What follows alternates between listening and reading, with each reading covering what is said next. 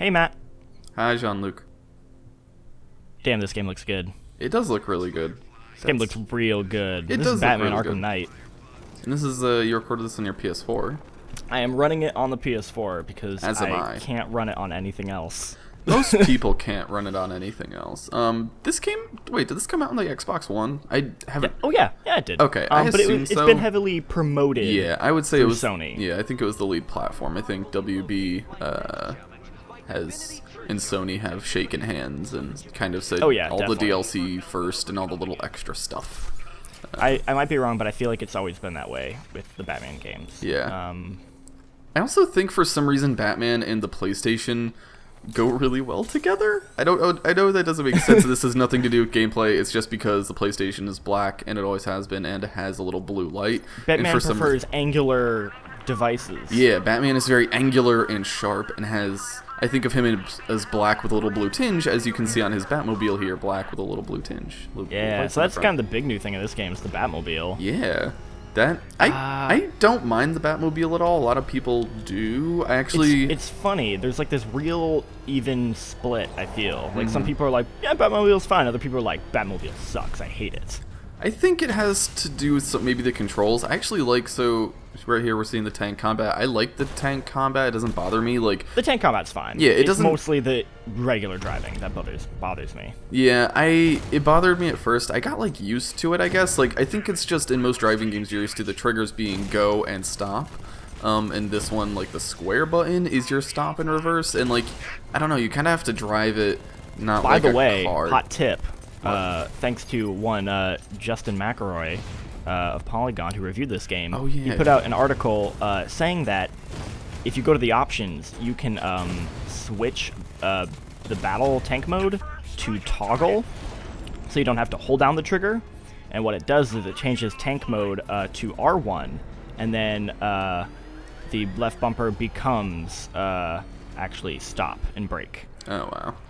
Which makes it way easier. So Yeah, I sounds... highly recommend everybody go and switch that. I feel like I have already It's a adjusted. hot McElroy tip right there. That's a hot tip. I feel like I've already adjusted, though. Like, maybe before you start playing the game, do that, because that would be easier. Yeah. But I heard it before I even got the game. Yeah. So I feel like if you're already used to it, you're already used to it. Yeah, I already got on that learning curve.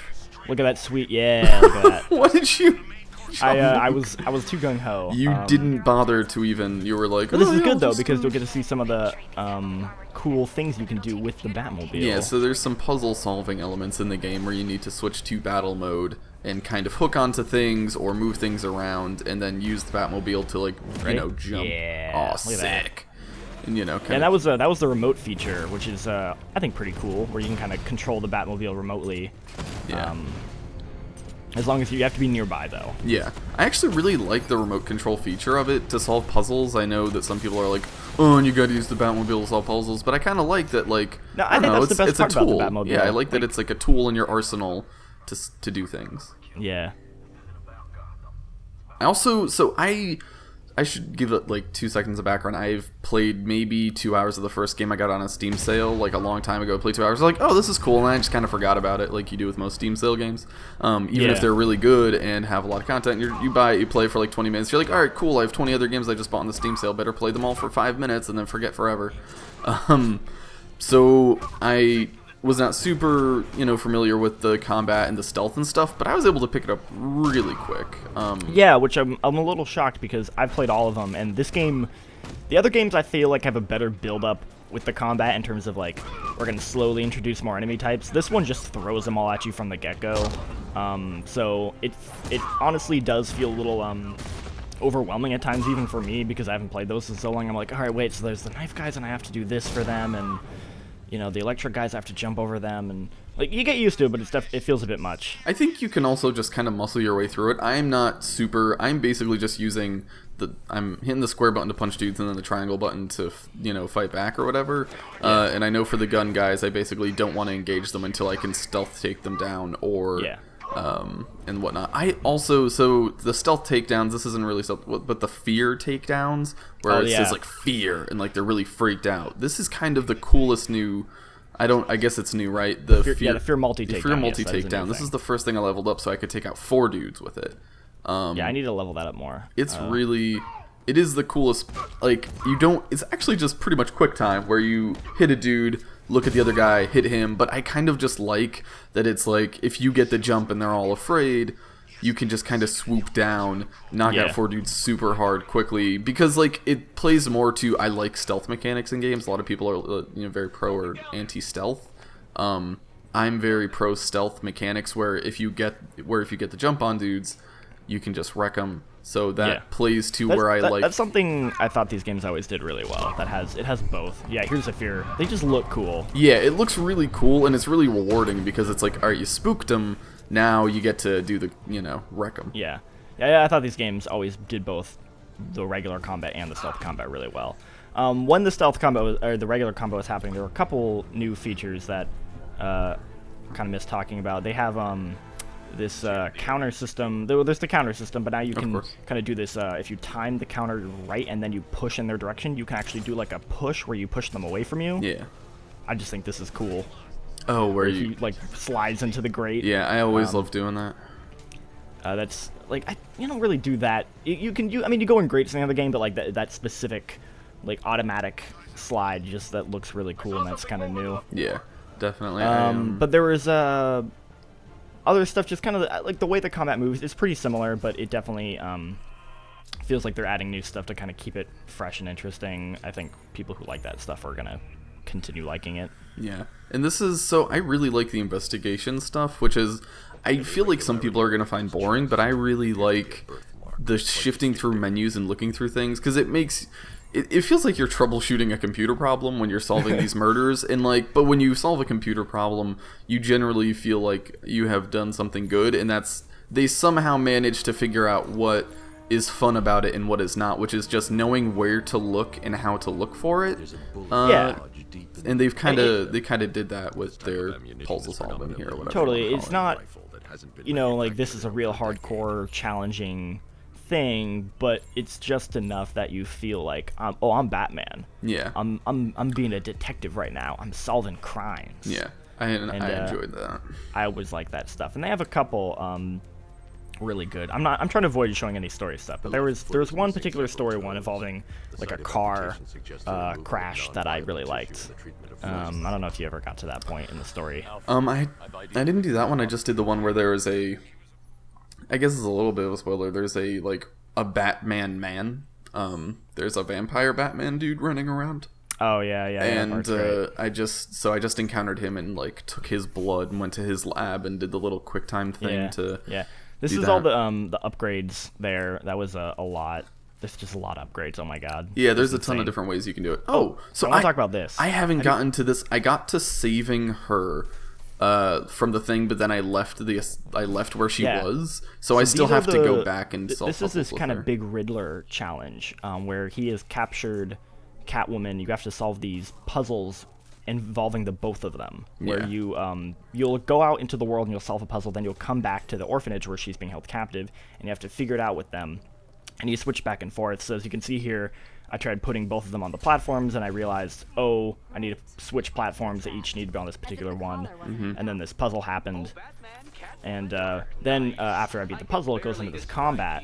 I really liked the little taste I did get of the combat between them. I really liked it. Yeah. So in the combat, you hit R1, L2, or L1 is L1, I think, and you switch between them, and you do this combo attack, and then you switch characters. Yeah. And I love how the combo attack is just them smashing through these things. Which sounds silly, but it's just really satisfying because you don't kill anything in this game, and I don't necessarily need bloodshed, but nothing really gets you blow up the cars and stuff, but this gets you up close to smashing these humanoid robots apart. It's very satisfying. Yeah, their jelly bellies explode, and you're like, oh, totally sick. Yeah, absolutely. I like that stuff, especially because they're not afraid to switch between different characters who have different abilities and stuff like that. Yeah. This is the police station, which is kind of the one area where you sort of have a respite. And I like this area because as you go back here, there's no real reason to go back, but you should, because as you keep going back throughout the game, it fills up with more and more bad guys as the game goes on. And then you can talk to them. all the firefighters I rescue in that side mission all appear here. If you talk to the cops, their dialogue changes depending on the story mission. Like, they put a lot of effort into this area that you honestly like never need to go back to after the beginning of the game. Yeah. Like, they have this archive area here that where you kind of can like look at all the different bad guy tools from the previous games, and it's just one thing I've always really loved about these games is they're really good about adding little tiny details that make the world feel alive that most games don't bother with. Yeah, they really. Like, I always thought that stuff's really cool. Yeah, they really do add a lot of that stuff. So that's kind of the main features. What is your overall take on this game? So I'm really enjoying it so far. Here's the thing: I'm not big into open world games usually. I like these kind of action open world games where you are a person. Like, I really like the Infamous series, so that kind of translates really well to this. You know, you have a lot of control as to where you can go. You're not tied to necessarily driving vehicles around a city. I always find that super boring. Grand Theft Auto. And generally, I get bored with the side stuff. I think this game has a really good balance of side stuff and main stuff, where the side stuff feels like main stuff. Like, the absolutely. Riddler stuff feels important, and it feels fun, and I actually go and do the little training things because you get sick new things. Yeah. You get rewarded really well for, like, doing those, apparently, if you want like the you can beat the game and get the ending, but if you want like the true like last little bit of the ending, you I guess need to beat all the side missions in the game. That's nuts. I'll probably do a good portion of them. I've been kind of doing a good amount of main stuff, but like at one point I went and did like a bunch of the side missions, because in some games the side missions are just like, good job, here's like 10 gold piece, and you're like, that was the worst. How did you seriously just take 15 minutes of my time, and like it was not rewarding or fun at all? But like the side stuff in this, it gives you huge upgrades to your abilities and stuff in ways that I feel like other games don't reward as much, where you actually see gameplay differences for doing that, which is, I think, a really rewarding way to do it. Totally. I think other games could definitely learn from that. As someone who's played all the previous games, the first one has always been my favorite because it's a lot smaller and condensed. You're just on Arkham Asylum, and something about the island and like the pacing of that game, like the way it doles everything out, was just like so perfect to me, that when they did Arkham City, which was like kind of half open world, like they were like, it's more open world, but it didn't work for me. Like it kind of lost some of that like perfect pacing and jam-packedness that the first one had. And then Origins was kind of more the same of that. That was made by a different studio. This one definitely feels like they've gotten the open world more right than City did. So I would definitely say it's better than City. I think for my money, I still like Arkham Asylum more, but I think that's just because me personally, like, there's something about that like smaller scale that I like more in games. Sure. But, I mean, this game is just, it's definitely, like, every single thing they've done is just iterating on those games for the better in a lot of ways. So I think fans of the series are definitely going to be happy. Fans of the genre. Fans of the genre are going to love the new Batman. I think if you're a fan of the previous games, you're definitely going to enjoy this. And even if you're like me and you hadn't tried them, like, I played an hour of the first game, this, I think, honestly could be the best point, because those, they've aged a little bit, and I think that there is a lot of refinements on the combat and some of the open world stuff. Are you able to follow the story? Because it definitely references the previous games. You know what? Even if they're referencing it, they've made it super easy to follow along. Like, okay. I know who the bad guys are. I know who, my friends are. It's pretty easy to, you know what I mean? I think they realize, listen, this game is going to be sold to millions of people. They might not have played the other ones. At this point, a lot of developers have picked up on that fact, and I think they've adjusted the story well enough. Well, that's good to hear, because from my perspective, as someone who played the other games, I feel like they're just constantly throwing out like little fan service tips to the other I can games kind of see in a way that stuff. Doesn't feel like really pandering though. Like it makes sense when they bring up something from the previous game. So I can definitely see that stuff. I don't think it's hindered it at all. I think I've just been like, oh, okay, so like they have some past together. You know what I mean? Where like it doesn't lose me. I'm just like, oh, okay, I can infer or whatever, right? I do have I have some criticisms. Honestly, I think the only thing that has bothered me so far is like the kind of systemic sexist things in our society that pervade every medium don't escape it in this game. Oh, okay. Example? So the main things are your saving female protagonist, kind of. Okay. And, Yeah. You know what I mean? And you're saving everyone. You're Batman, right? And that's an obvious thing. You are a superhero. You're saving people. It's just that the main people you're saving in this game are women, and also none of them. I mean, Catwoman is the one that's closest to like kind of having her own thing, and so is the Garden Lady. But you're still, your first introduction is like you save them, and then you're kind of your aides, and none of the kind of badass people with agency that are your enemies are women. They are in this game. They're all dudes.